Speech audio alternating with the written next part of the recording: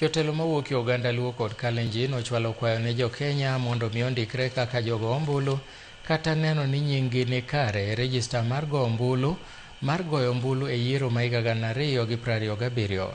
Riwruok mar jodongo mag gwenge ariyogo ne oromo e kaunti ma Siaya e alam maduong' e dala jagoro mongirore e migawo mar thieth Dr. Umo Luga. Jotelogo okwayo dhoudi ariyogo mar riwore kendo were gi weche manokelo tulo e odiechienge mokalo kendo kelo liet mar siasa. Jotelogo bende nolero ber mar riwruok man neno ni sirikal otieko chenro mag dongruok e gwenge. Ni kura mwadwa goyo e kikapu achiel.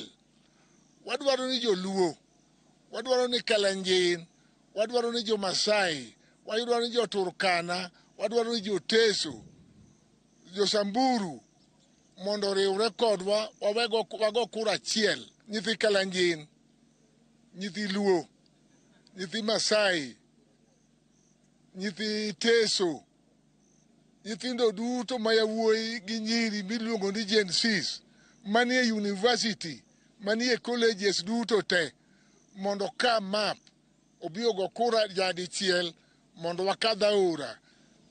Imani bila matendo ni kazi bure, na sisi tunasema ya kwamba unapoenda mawindoni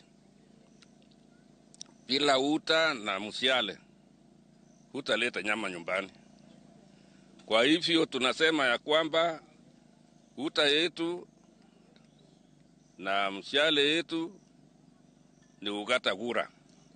Alafu ikifikia 2027 tunaweka katika kikapu moja. Mara maduong' ten gone giero kamano to koro uneno ka koro kaka giromo gin bende koro giwacho wechegi mondo jodongo bende ong'i kaka oganda ariyo gi dhi mbele, kendo gisewachonwa kaka gidhi mbele, ma giwacho ni ng'ata ng'ata mondo bed gi luth, to ludhno en ID to gi kura, mondo kama giwachonwa no e kama wadhiye, ma en duoko President marwa William Samoei Ruto mondo tich mwachako odhi mbele.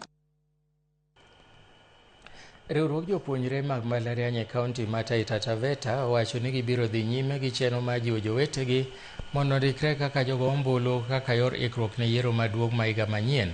Kotelnegi kod jatend jopuonjre e kaunti no Liz Wakesho, giwacho ni chenro mar ndikruok no chiwo thuolo ne rowere pachoka puonjore e wi yore mag telo kendo biro miyogi thuolo mar yiero jotelo mowinjore.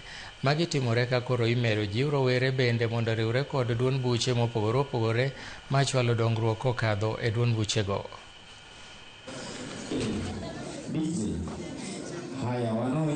I believe it makes us as youth know that it's time for us to take action, time for us as leaders to know that we are the leaders of today and not of tomorrow.